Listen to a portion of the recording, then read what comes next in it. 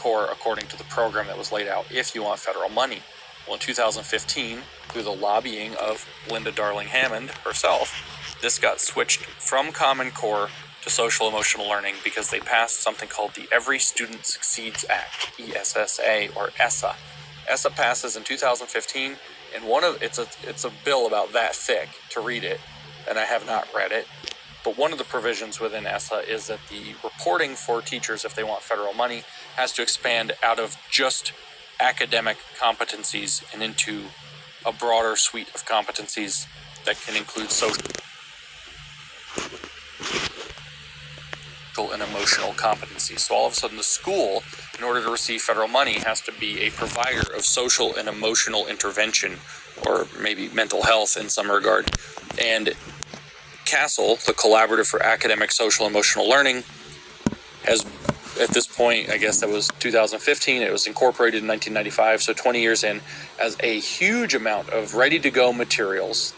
One of its people, Linda Darling Hammond, goes out and, lobbies for the bill, and they just go from school to school to school. We know how bureaucratic structures work. Once they let something in, it's never getting out, and they say, you have all these new boxes you have to check for the federal government if you want your money. Here's a program that helps you check them off. So in 2016, they started to mainline the social emotional learning programs into the schools. All of these checking off the competencies of all of this kind of social and emotional stuff, not just the academic stuff, became a requirement for federal money. It got tied to federal money. Then, of course, they put it all on overdrive when they closed schools for COVID and basically revamped the mission and goals of the schools. But that's the timeline. The reason we're seeing it come to fruition now is because the legal apparatus that ties it to federal money was initialized in 2015, and a group that lobbied for that took full advantage of it and installed it, according to their own bragging, in up to 99% of American school districts right now. So there's 14,000 school districts in America, roughly, and 99% of them use CASEL certified social emotional learning, which is all rooted back in Paulo Freire's transformational method, humanism, and is tied directly to these initiatives out of things like UNESCO. Are the funds mostly going through the Department of Education, which is basically an extension of the teachers' unions?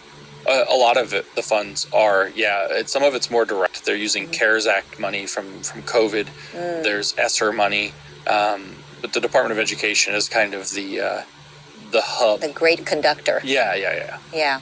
Well, and then the supplementary material or the textbooks are laced with all of this leftism, and that's what they're approving. I mean, that's what we're trying to fight here at PragerU. We're trying to make alternatives. So rather than grabbing Scholastic or any of these other books that people are grabbing, give them something that's clean, patriotic, and not effectively not Marxist. That's all we're asking for. Yeah, right. I think people really have a hard time grasping how dangerous social emotional learning is. And I actually have friends and colleagues who share our values and are not Marxists, but they feel very strongly that social emotional learning is very important because we want our children to be social and have, balanced emotions. And that's part of what they're doing to us with these words, right? They're manipulating us with language. And, there's nothing scarier than being a parent, right? It's scary. You have these little ones that you're responsible for, and you want to do the best for them. And so when these experts and these institutions are telling you that your children need to have access to social emotional learning, otherwise they're not going to be able to make it in life,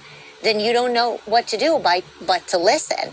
Yeah. But I've experienced, firsthand myself, and I've spoken to many, many teachers who have said to me that through the guise of SEL, that's where you can find critical race theory. That's where you can find the gender fluidity content and all the things that are really scaring us. I mean, obviously, it's not just in SEL, and we talked about how it's in literacy, like the anti-racist literacy curriculum that has made it into schools. But the SEL component is really dangerous, and I think also really prevents the parent from understanding that they have a responsibility to provide those social emotional lessons and scaffolding with their children. It's really saying to parents, let the UN, let the government, let them raise your children. Let them teach them everything they need to know about Marxism and activism. And all you